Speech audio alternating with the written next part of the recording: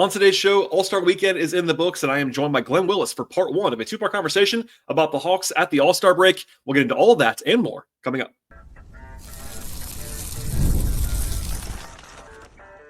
You are Locked On Hawks, your daily Atlanta Hawks podcast, part of the Locked On Podcast Network.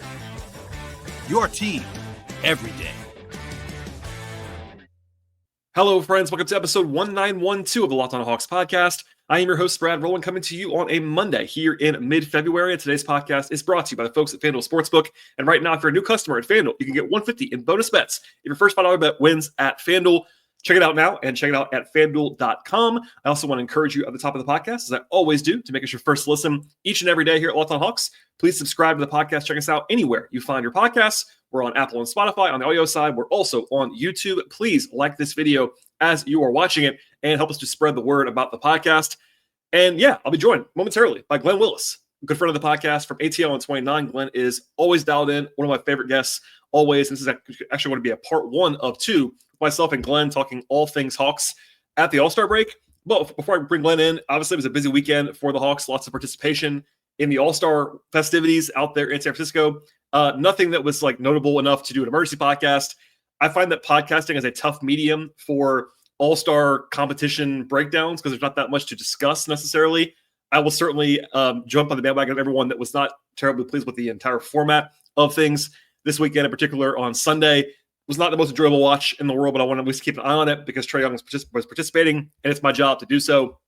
With that said, it was a busy weekend for Zach Ricochet, who was participating on Friday. He looked fine in his one Rising Stars game. Not exactly a format that's the best for Zach, I don't think. He's more of a kind of fit-in kind of player in that setting, but he had one dunk and also a really nice finish over Zach Edey with his left hand. That was kind of a nice showcase moment for Ricochet. On Saturday, Ricochet teamed up with Alex Sarr, who is, of course, not popular with Hawks fans for obvious reasons. Those guys played together in the Skills Challenge. They lost quickly. All anyone's going to remember from that event, honestly, was that Wemby and Chris Paul were disqualified for gaming the system a little bit, but Ricochet and Sarr just were there, and they exited quickly. And then on Sunday, actually the sneaky under-the-radar thing that happened was Kevon Harris of the College Park Skyhawks, not on a two-way contract, just a guy in the Hawks organization, was named the MVP, actually, of the G League Next Up game. Also, Daquan Plowden, who's on a two-way contract, was participating in that event for the Hawks as well.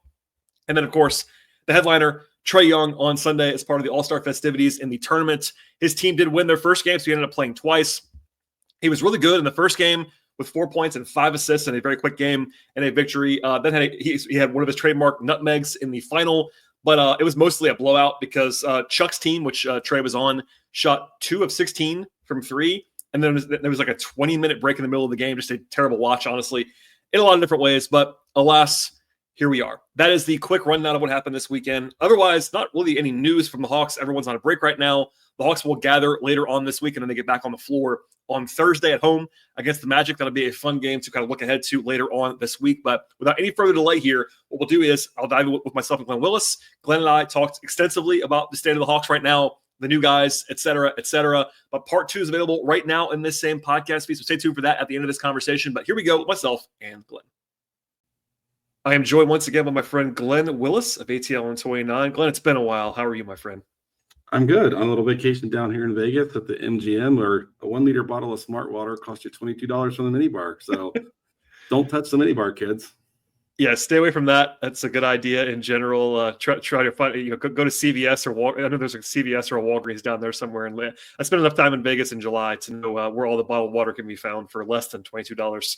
So invest in that whenever you can. But no, I appreciate you taking a second to do this while on vacation. When I asked you, I didn't know you were traveling. And of course, you didn't bother to tell me until after you committed to do this because you're that kind of guy, Glen. Thank you for doing this. All good. All good. It's been a long time, and it's a good time to kind of catch up. Lots of changes since the last time we talked and things like that. So plenty to talk through. Yeah, absolutely. And yeah, I've tried to same with Tyler, my two most frequent guests, you and Tyler. I try to space it out. You guys have your own podcast. I don't want to blast you with invitations all the time. And but yeah, it's been a little while. I took a little bit of a hiatus for All-Star Weekend. I know you didn't watch a lot of it either, based on what you have said to me offline. We don't have to do a lot of All-Star talk. Let's just do that. Let's just not do that for any length of time. But yeah, it's been a while, and things have changed. The Hawks played well before the break began. They won 4 out of their last 6, and both losses were by 1 point. So they were good in all 6 games, basically. They were competitive. But of course, that came on the heels of that very frustrating 8-game losing streak that kind of triggered everyone and made everybody upset. And, Jalen goes down and all those things. But I guess, Glenn, we'll start here. Where's your vibe at now? They haven't played in 3 or 4 days as we're recording this podcast, so we'll time to settle in. The Hawks don't play again until Thursday. Deep breath. Where are the Hawks right now in your mind? Like, what's sticking out to you, and as far as like where the Hawks are leaning towards for the quote unquote second half, which is not actually the second half of the season? Yeah, we're like really almost 2/3 of the way through, right? So yeah. No, I mean, so I like the changes that they made at the deadline for this season. I mean, I know the people know me as a person who would promote Hunter's, skills and things like that.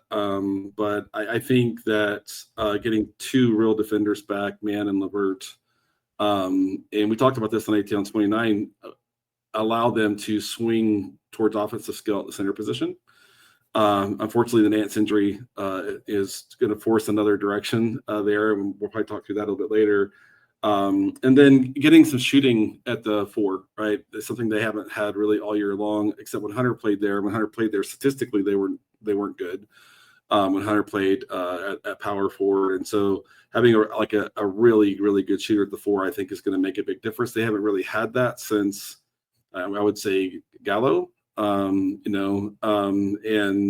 I think that's gonna work well. And you already see like Niang running some of the ghost brush screen action relocate that Bogey ran a lot, and so they're kind of converting that action to using the power forward and things like that. And of course Niang has history in playing with Quinn and kind of understands what he's looking for.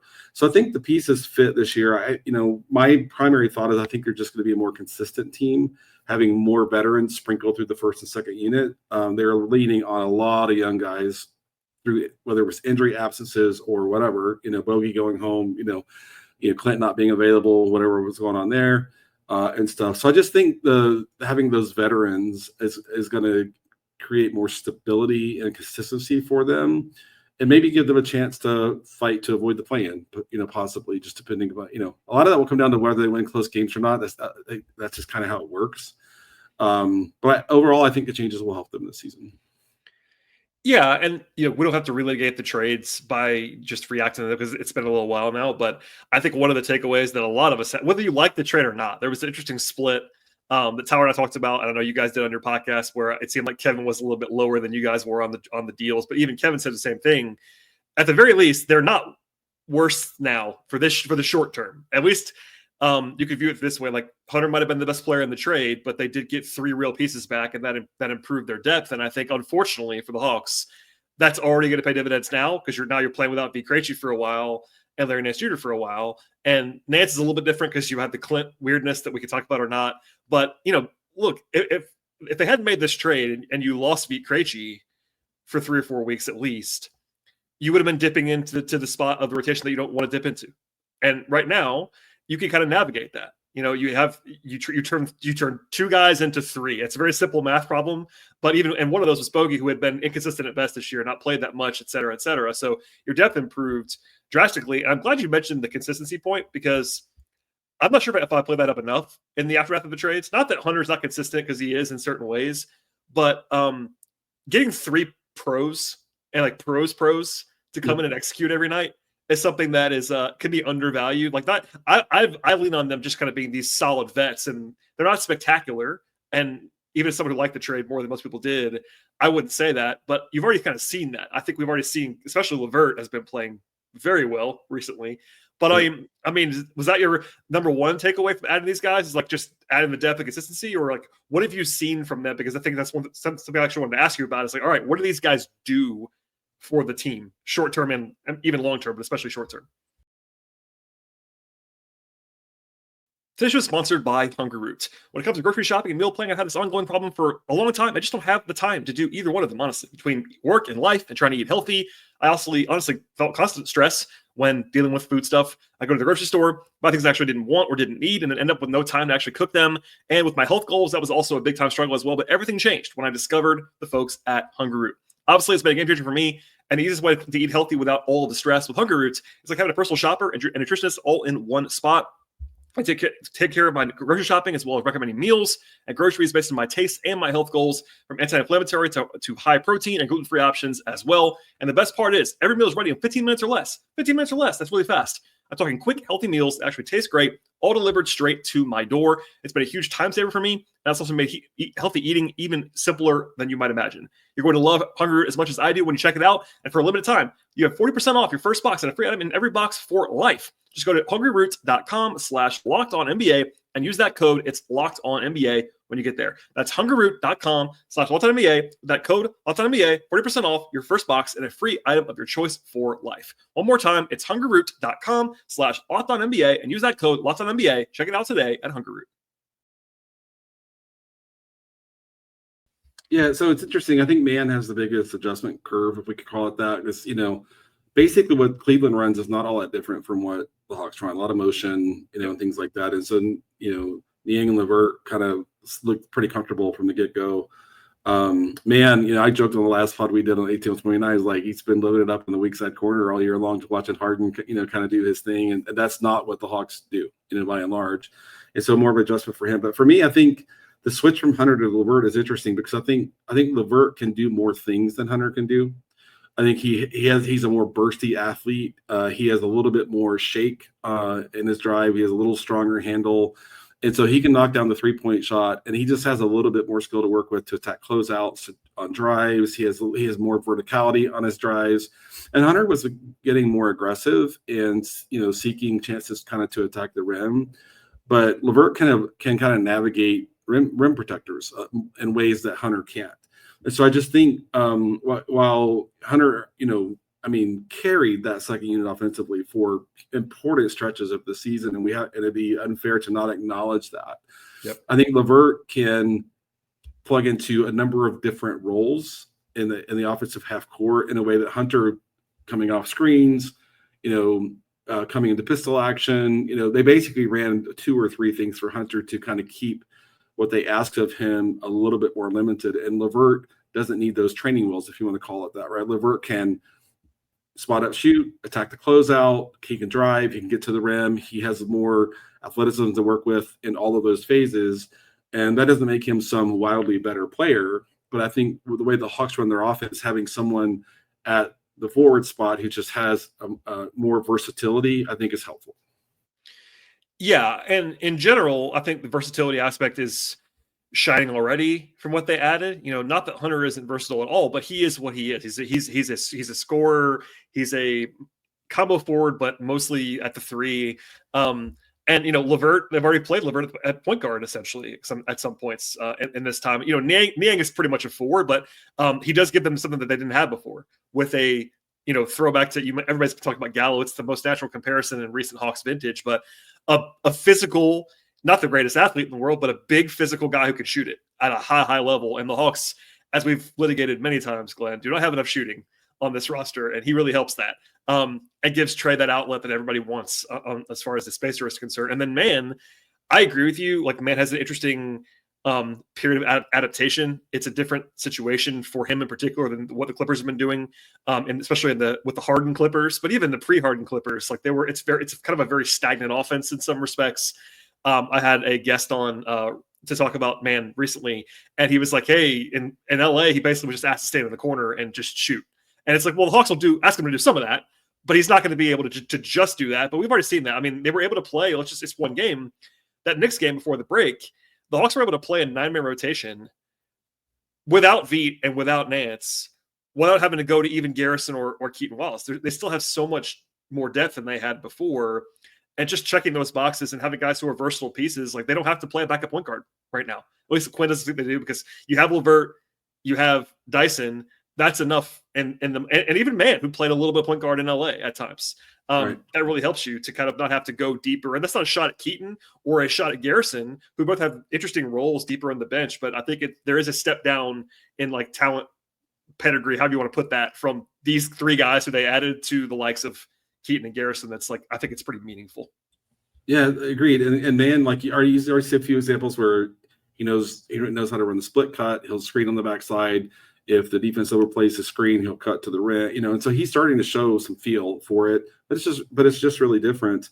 I think the other aspect of the trades was, up until that time, the trade deadline, Hawks really built first unit for defense, second unit for offense, when they were healthy. And now they have a more equal distribution of offensive and defensive capability throughout all of the rotations and lineups that they navigate. And I think that's going to give them, that's one thing that'll give them more stability as well. And, Mann being willing to play on the second unit, and all these guys like coming in and not caring if they start or not. Like, you thought that's an example of them just being absolutely professional and doing what's asked of them, which is something that we know.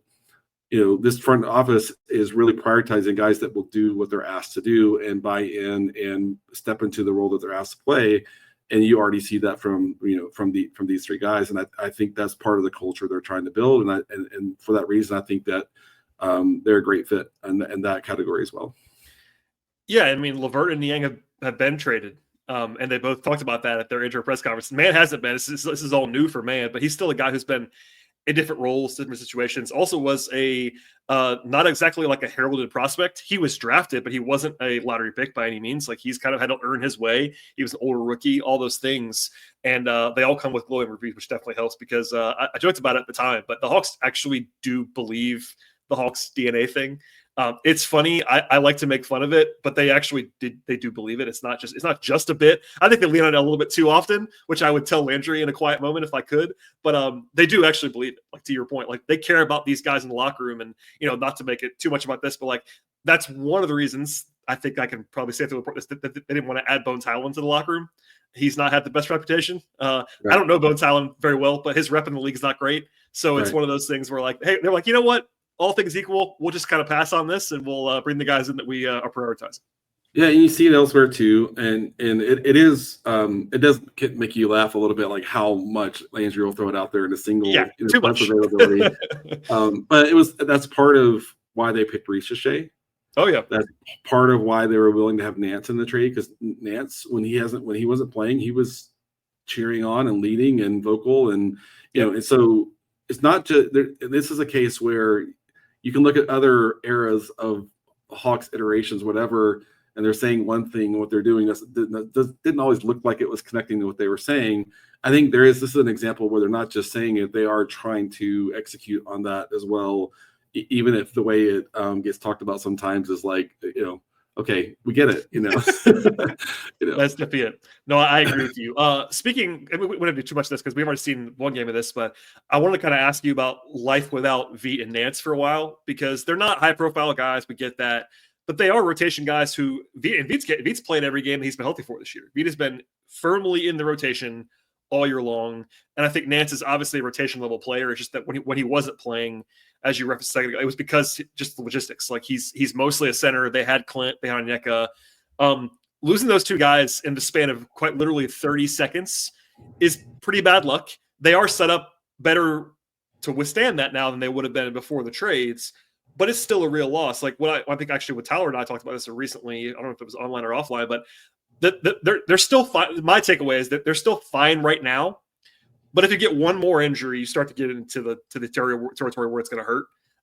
Does that kind of ring true to you? Like, because of the depth they added, they can actually withstand, especially if they have Clint. That's a big X factor we don't know the answer to right now on this Monday. The Hawks have not come back to practice yet post break.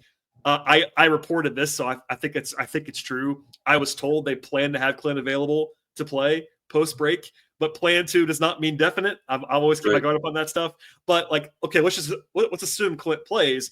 They're pretty well set up still, but you can't assume perfect health. And you already know that Jalen's gone for the season. Kobe's gone for the season.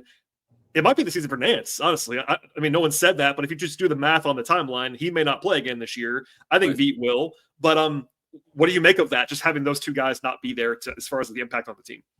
Yeah, well, I mean, who would have thought we'd say this on February 17th? But because they've had such little shooting, they've needed to be shooting. Oh yeah, he's been making threes, and he's been getting them up with some volume, and so I think that's a thing. I think he's not quite been the defender that maybe they would hope. He's been a little inconsistent on that end. I think he'll adjust and hopefully kind of get better there.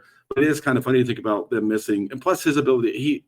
He's such a great processor, especially on offense, and he's good in transition, makes good decisions. He's crafty with the ball. He makes, he's one of those guys in the league that I think a casual fan who doesn't watch the Hawks would know. He, once or twice a month, he'll pop a pass that just makes you go, whoa, Oh, yeah. And those things. And so it's playing on the catch, the 0.5, the, all that stuff that he's good at is what they'll miss. That is where, if you have to roll Keaton out there for 12 minutes a game, Keaton will defend. Keaton can knock down enough catch and shoot threes. There have been times I think they've tried to run the offense through him when it wouldn't be what I would choose. But I think maybe that's changing because Dyson has really been growing on ball and has been aggressive and those sorts of things. And then, LeVert having some creation that Hunter didn't have, I think helps you kind of afford the loss of Vit a little bit more than if you still had Hunter on the team. Yeah. And so I think you're right. I think they're fine right now. But one more at the wrong position and we're kind of back to a place where, they're playing 4 and 6 nights and you can't play an 8-man rotation when you're, unless your name's Tom Thibodeau, you can't do that, and clearly they're trying to manage Ricochet's minutes, some, and we'll see if that continues here after the break or not. But yeah, I think they're fine right now. But I was excited to see what they did with kind of committing to Okongwu and Nance at center with the new wing defenders. And unfortunately, things happen, and now we're going to probably, I guess, be back to Clint. We won't know until we see them play the next game, I suppose. Today's show is brought to you by FanDuel Sportsbook, and when the game tips off, the NBA action is just getting started. There's no better way to get on the action with FanDuel, America's #1 sportsbook. With FanDuel, actually placed live bets throughout the game, so you can actually miss the opening tip-off, or you want to bet on the fourth quarter in particular. Stay on the action with FanDuel. They have this live betting feature that keeps games and keeps every moment, honestly, really exciting throughout. If you're looking for a bigger payout, you can combine those bets together in live form into a same-game parlay. Plus, they have offers like over-unders and point spreads and money lines, player props, game props, and much more. The app at FanDuel is safe. It's secure. They cover the entire range of sports as well. That includes the NBA, the NFL, college football, MLB, WNBA, hockey, golf, tennis, soccer, both foreign and domestic, auto racing, F1, NASCAR, etc., boxing, MMA, and so much more. Plus, the app is really easy to use, and when you win, you get paid instantly at FanDuel. And right now, for a new customer, get $150 in terms of dollars in bonus bets if your first $5 bet wins at FanDuel. The place to go is FanDuel.com to join up today. One more time, it's FanDuel.com for your shot at $150 in bonus bets if your first $5 bet wins at FanDuel. Make every moment more with FanDuel, official sports betting partner of the NBA. I wanted to ask you about the center thing, so we'll do that real quick now. There's been lots of theories. I like to say when I know things, when I don't know things on the podcast, Glenn, because sometimes I know things and I can't say them. That does happen, unfortunately. Like I'll hear something and I can't report it or whatever. I truly don't know the Clint situation. I really don't. I've tried to find out. Like I said, I reported what I know, which is what I was told. Like, hey, we're planning to have Clint available after the break. I think the whole time and have thought that it was a combination of factors. The deadline being one of them. Him not playing for a while and probably some conditioning because Clint's an older guy and centers it's just different for centers, especially a veteran center. A rep up period might have made some sense for him. The back spasms, I think, were somewhat real, at least. That's kind of from what I was told. It was bothering him. He could have been able to play. I don't know. There's always some nuance there. Like, could he have played through it? Maybe deadline stuff, etc. And then you sort of alluded to it a minute ago, which is why I want to go to it now. There was the idea that maybe the Hawks just want to do this differently now on offense. And Clint cannot play the same way on offense that Okongwu and Nance can play. That's not a shot at Clint. It's just the reality of the situation. Everyone listens. Well, not everyone. People listen to the podcast regularly will know how high I am on Clint. And I think you were up there with me on the value that he can bring. But he's not that guy. He can't be a hub on offense the way that Okongwu can. He can't space the floor like Nance can. Defensively, he's going to really help them if he plays again, I think. Right. But offensively, it's not the same. So assuming Clint is back and able to play and they're okay with him playing, I'm on record as they should just play Clint. But at the same time, in the smallest role he's ever been in with the Hawks, I would say plan on playing Clint, 16 to 18 minutes a game. Versus right. For a long time, it was 28 minutes a game. I think Onyeka should be starting, playing 30 minutes a game-ish. Clint plays the rest. and then maybe back-to-backs, you go to Don Barlow or whatever. That's what I would probably do, given that Nance is out. Does that make sense? Like, what do you think of that plan? Again, acknowledge everything that we don't know about Clint's availability at this moment. Yeah, I mean, so I think one thing that helps a little is with Niang, I think having a shooter at the 4 makes Clint a little bit more manageable, right? Yep. Like when you had Jalen who really needed to attack paint in the rim, where do you put Clint when those two are on the floor together? When Clint was starting at the beginning of the season, that was a tough thing to kind of try to figure out. And so you wonder if they're going to try to kind of pair those two a lot. It would help because Niang is probably the weakest defender of the folks in the guys in the rotation, that 9-man rotation, I would think. Well, sans Trey, I think, other than Trey, yes. I was. Trey's different. Trey's different. I know. Yeah. Exactly. But just in terms of like, okay, I need to play Trey and Niang together. To your point, yeah. Clint can help you navigate that a little better defensively, and Niang's ability to shoot, the ball, space the floor, create gravity and stuff like that, just creates less of a spacing crunch for Clint. I still think it's not what they would have preferred to do, because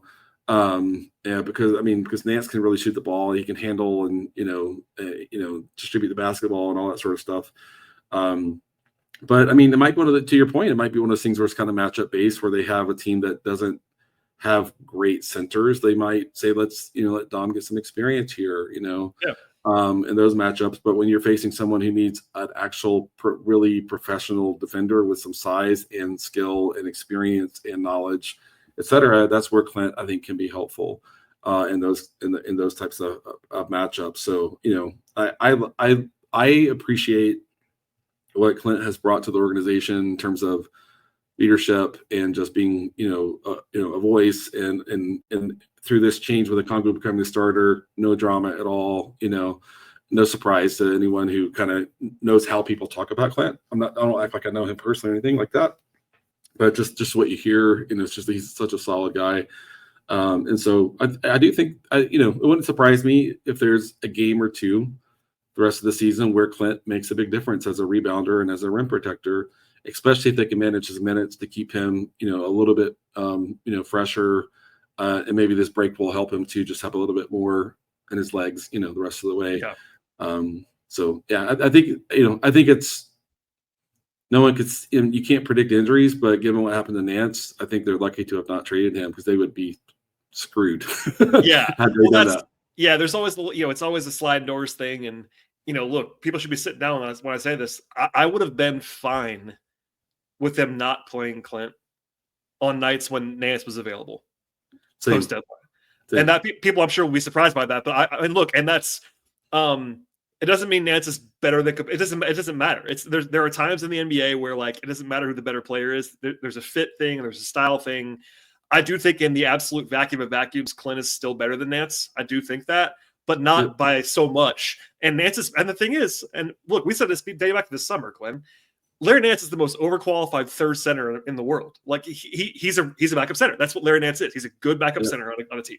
And now he's in that role. And obviously he's hurt right now, so this is why we're having this conversation. But honestly, they could have used Clint against the Knicks. I mean, I like Don Barlow a lot. I have argued and will argue again that they should be trying to sign Don Barlow to the Vit Krejci contract right now. But Don was terrible in the next game. Great. And they could have used Clint for those 10 minutes, and it might have won the game. It's obviously a one-off, but we'll see what they handle. It's notable to me. And then, having Barlow now as a super overqualified two-way guy is very, very helpful, because I think Dom, while he was not good in that next game, Dom is a playable rotation player right now. Yep. He might not be an ideal one at 21 years old, but he's playable right now. And you got Mo, if you want to mix and match a little bit. I still think Mo is not really a center, and they don't think he's a center either. PSA for everybody, but he does have rim protection traits and all those things. So they have some decent depth still, even without Nance. Yeah. And even Mo is like, there are some matchups where he's just not strong enough yet. Well, hopefully we'll say yet. Hopefully he'll get stronger. We talked before about, he'll go up and block a shot and land on his back on the floor, and it's like blocking a shot and landing on your feet is a skill, and he's just not, in some cases, like, we'll think back to that flashy Brook Lopez, block that he had in that Bucks game. which was a great recovery from the weak side and all that sort of stuff. He still ended up on the ground, and that's like the one big thing he has to fix to be able to play against physical fours and fours and fives when there's maybe a cross match or something like that. He's just got to get the technique that helps him stay on his feet after he does something like that. Even the rebounds, he'll end up on the floor. He'll get a rebound and end up on the ground. And that's just something he's got to get corrected. I wanted to ask you about him briefly because there was the one game where it was Hawks fans were ready to put Mo Gueye in the Hall of Fame, which is what happens. I get it. I really like Mo. The way he's helped their defense has been undeniable. I try to stress this. I don't mean to say it in a way that I was right because I'm often wrong. I think he's so far away offensively right now. And I think the Hawks have kind of, even Quinn has made, not like he didn't set it exactly that way, but Quinn's kind of tiptoed around it a little bit, even in public comments, like, Mo's got some learning to do on offense. And he can space the floor, which is very helpful. They do want him to shoot the ball, which leads him to he's very aggressive on offense, which I think they'd rather have him be aggressive than not aggressive, is what I would say from what I've heard from the team side. But it's clunky on offense. But man, the defense in flashes, you get him on the right night, and he's changing every shot, and he's flying around. I heard you. I'll tee you up for this because it's your point. The way that he can change direction, the way he can go side to side defensively, it's a new element. I mean, other than Jalen, they don't have anybody that's remotely like that on the roster, and Jalen's not around anymore. So he's the only guy that's doing that kind of thing to change. I know Dyson's a different character altogether. Dyson's incredible, but different archetype. But I mean, Mo does give him a dynamic. It doesn't mean it's going to be perfect. I think for me, him not playing some nights would be fine with me. But at the same time, he should play. Like, it's why not give him some seasoning, and he can definitely change some games for you. Yeah, for sure. And I mean, and again, some of that's matchup based. Like they put up 148 against the Knicks. Like playing Mo 30 minutes is not going to get you to 148 points. No. The Bucks game, he was resourceful on offense. He hit the offensive glass. He took corner threes. He on the weak side when the ball came across, he knew how to get a DHO and and those things. And that was probably his best offensive game he's ever played at the NBA level. But it's going to be up and down. And fans who will say, like, Glenn, how's he supposed to learn if he doesn't get to play?